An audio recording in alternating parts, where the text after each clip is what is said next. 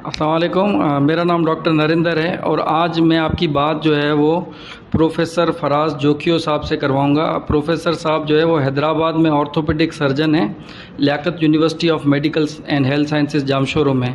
और मीरपुर ख़ास में जो है वो हर जुमेरात को यहाँ मरीज़ों का मुआयना करने आते हैं। तो सर से जो है वो मौके का फ़ायदा उठा के हम कुछ यूज़फुल इन्फॉर्मेशन जो है वो लेना चाहेंगे, क्योंकि सर ऑर्थोपेडिक सर्जन है। तो मैं सर से जो है वो यूरिक एसिड के बारे में जो है वो मालूमात लेना चाहता हूँ। एज़ अ फिज़िशियन हमारे पास बहुत सारे मरीज़ आते हैं जिनको यूरिक एसिड के हवाले से कुछ ऐसे सवालात होते हैं जो शायद हम जवाब नहीं दे पाते।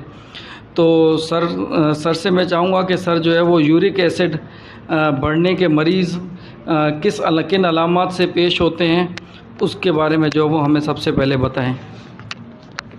डॉक्टर साहब, बहुत बहुत शुक्रिया। ये डॉक्टर नरेंद्र साहब की मेहरबानी कि उन्होंने हमें इस काबिल समझा कि हमसे यूरिक एसिड के बारे में सवाल पूछ रहे हैं। मेरा नाम डॉक्टर मोहम्मद फराज, मैं लियाकत यूनिवर्सिटी में असिस्टेंट प्रोफेसर हूँ। हफ्ते में एक दफ़ा मीरपुर खास आता हूँ थर्सडे के दिन।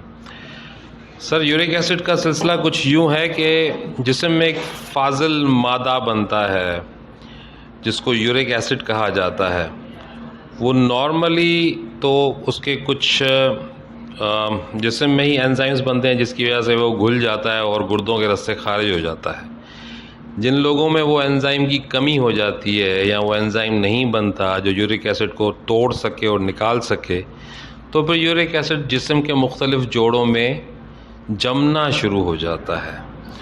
उसकी शक्ल बिल्कुल क्रिस्टल्स या छोटी छोटी सुइयों की तरह होती है और फिर वो किसी न किसी जोड़ में आके आपको दर्द कराना या मरीज़ को दर्द कराना शुरू कर देता है। उसका मोस्ट फेवरेट जॉइंट जो यूरिक एसिड का जो दर्द होता है या जहाँ ज़्यादा दर्द होता है वो है पैर के अंगूठे का जॉइंट। हालांकि वो जिस्म के किसी भी हिस्से को इन्वॉल्व कर सकता है, कोई भी जोड़ उसकी दस्तरस से बाहर नहीं है। अंगूठा, ख़ास तौर पे एंकल जॉइंट्स, एल्बो जॉइंट, कोनिया हो गई, शोल्डर हो गया, हाथ की उंगलियां हो गई, रिस्ट हो गई, लेकिन मोस्ट कॉमनली वो पैर के अंगूठे को ही इन्वॉल्व करता है और उसी में ही दर्द कराता है। शुक्रिया सर। अच्छा, मुझे ये बताएं कि क्या एक वक्त में एक ही जोड़ को इन्वॉल्व करता है या ये बहुत सारे जोड़ों को जो है वो एक साथ भी इन्वॉल्व कर सकता है? यूरिक एसिड की खासियत है कि वो मोनो आर्टिकुलर आर्थराइटिस कराता है, मतलब एक वक्त में एक जोड़ की इन्वॉल्वमेंट होती है। और उसमें ये होता है कि जी कोई भी उसने जोड़ पकड़ लिया, जैसे पैर के अंगूठे का जोड़ है, तो ना सिर्फ सूज भी जाता है बल्कि उसमें रेडनेस या सुर्खी माइल आपको निशानात भी दिखने लग जाते हैं। चलने फिरने में वो शदीद दर्द करवाता है। हाँ, ऐसा कभी कभार हो सकता है कि वो एक से दो जॉइंट्स को इन्वॉल्व कर ले, लेकिन मोस्टली ज़्यादातर वो एक ही जोड़ को इन्वॉल्व करता है। फिर वो जिस्म का कोई भी जोड़ हो सकता है।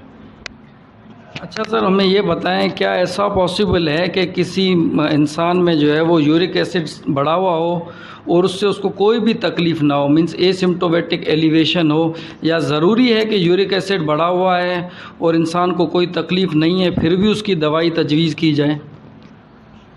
नहीं, ऐसा नहीं है। बहुत सारे मरीज़ हमने ऐसे देखे हैं जिनकी यूरिक एसिड की फाइंडिंग्स इंसिडेंटल होती है। इंसिडेंटल से मुराद के हमने रिपोर्ट करा ली, उसमें यूरिक एसिड बढ़ा हुआ आ गया, हालांकि मरीज़ को ऐसी कोई भी अलामात नहीं है, किसी जोड़ में दर्द नहीं है, कहीं भी नहीं है। ऐसे मरीज़ों के लिए ज़रूरी नहीं कि दवा तजवीज़ की जाए जब तक उनको सिम्टम्स या अलामात नहीं आ जाती, जब तक उनको दर्द नहीं हो जाता, जब तक जोड़ इन्वॉल्व होके उसमें वो क्रिस्टल्स जमा होकर उसको ख़राब करना नहीं शुरू कर दे, तब तक दवा देने की कोई ज़रूरत नहीं है। नॉर्मली यूरिक एसिड इंसिडेंटली कुछ लोगों का बढ़ा हुआ आता है और उनको दवा की ज़रूरत नहीं होती, तो उनको वैसे ही कंट्रोल में रखना चाहिए। अच्छा, एक और सवाल हमसे जो है वो मरीज़ अक्सर पूछते हैं कि सारे जिस्म की हड्डियों में दर्द होता है और यूरिक एसिड बढ़ा हुआ है, तो क्या यूरिक एसिड बढ़ने की वजह से मस्कुलोस्केलेटल पेन या आर्थराइटिस के अलावा पूरी हड्डियों में दर्द या अर्थरालजियाज हो सकती हैं या नहीं हो सकती? इसको कहते हैं ओवरलैपिंग सिम्टम्स। कभी कभार यूरिक एसिड बढ़ा हुआ मिलेगा, पूरे जिस्म में दर्द महसूस होगा, लेकिन अगर हम उसको थोड़ा फर्दर और जाके देखने की कोशिश करेंगे तो फिर हमें लाजमन उनमें विटामिन डी, कैल्शियम या किसी और चीज़ में गड़बड़ ज़रूर मिलेगी। एक साथ यूरिक एसिड का पूरे जिस्म में दर्द कराना बहुत ही ज़्यादा कम मुमकिन है, ऐसा हो नहीं सकता। अच्छा सर, ग़िज़ा के हवाले से आप क्या बोलेंगे कि कौन सी वो ग़िज़ा हैं जो यूरिक एसिड बढ़ने वाले लोगों को जो है वो नहीं लेनी चाहिए? अब तो मरीज़ों को बता बता के वो जहन पे रट गई हैं, हमारी ज़बान पे आ गई हैं कि साग, पालक, दालें, चना, बेसन, गोश्त, ऐसी चीज़ें जो बहुत ज़्यादा प्रोटीन्स क्रिएट करती हैं, ऐसी चीज़ें जो बहुत ही ज़्यादा प्यूरिन और पैरामेडिन बेसिस बनाती हैं, उनकी वजह से यूरिक एसिड बढ़ जाता है। गोश्त उसका सबसे मेन कल्प्रिट है, फिर किसी भी किस्म का गोश्त, फिर उसमें दालें आ जाती हैं, फिर पालक है, फिर साग है, फिर चना और बेसन बहुत इम्पॉर्टेंट है। ये भी यूरिक एसिड बढ़ाने में काफ़ी मददगार साबित होता है। एक सर आखिरी सवाल आपसे करना चाहूँगा कि ट्रीटमेंट का दौरानिया क्या होता है? कितने अरसे तक जो है वो यूरिक एसिड कम करने की अद्वियात जो है वो तजवीज़ की जाती हैं? देखिए, उसकी यूरिक एसिड की गोलियां कुछ मुख्तलिफ़ किस्म की आती हैं और उनका मुख्तलिफ़ दौरानिया होता है, चूँकि ये इसलिए बढ़ता है कि आपके जिस्म में उस यूरिक एसिड को ख़त्म करने का एंजाइम नहीं बन रहा होता।